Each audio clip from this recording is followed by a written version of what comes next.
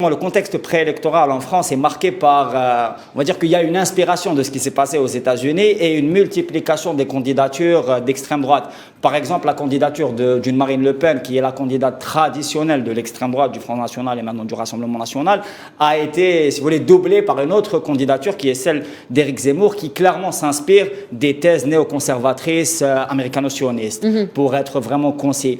Et donc, ça nous fait une conjoncture en France où il y a plusieurs extrêmes droites qui, entre elles déjà, sont en concurrence pour le pouvoir. Parce qu'il y a aussi une troisième extrême droite, qui est une extrême droite, on va dire, silencieuse, qui est l'extrême droite liée au milieu de haut gradé, l'extrême droite monarchiste, l'extrême droite catholique fondamentaliste, qui existe encore en France, malheureusement, et en Europe, et qui a, par exemple, traduit son action dernièrement en célébrant le 60e anniversaire du putsch manqué d'Alger, 1961, 21 avril.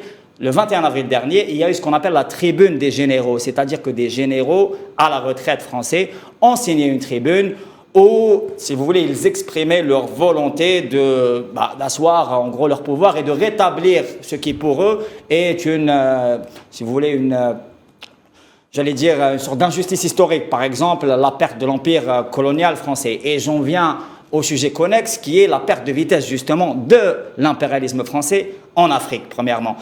La France, comme tout le monde le sait, intervient sur pas mal de théâtres d'opération, notamment en Afrique.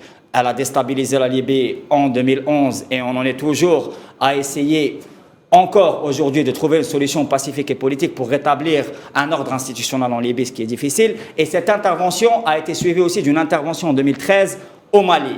Justement, l'intervention française au Mali, elle est très contestée par absolument tous les acteurs africains, l'Algérie en premier et aussi l'État malien par l'intermédiaire des autorités de transition. On ne peut pas parler de 2021 sans parler de l'annonce de la ministre Roselyne Bachelot quant à l'ouverture des archives des années plus tôt que prévu. Justement, la crise diplomatique entre Alger et Paris survient aussi dans un moment important par rapport aux élections françaises, comme on a parlé, dans un moment sensible, parce qu'il y a des dissensions importantes, même des divisions très profondes dans la société française. Cette décision intervient premièrement parce qu'il y a eu des pressions sérieuses d'Alger sur les questions mémorielles, c'est-à-dire que l'Algérie revendique, même plus que ça, l'Algérie essaye d'imposer la reconnaissance du colonialisme comme étant un crime contre l'humanité, ce que tout le monde avoue, à part malheureusement le pouvoir français en place, mais aussi la revendication de restitution intégrale des archives qui sont encore malheureusement entassées en France.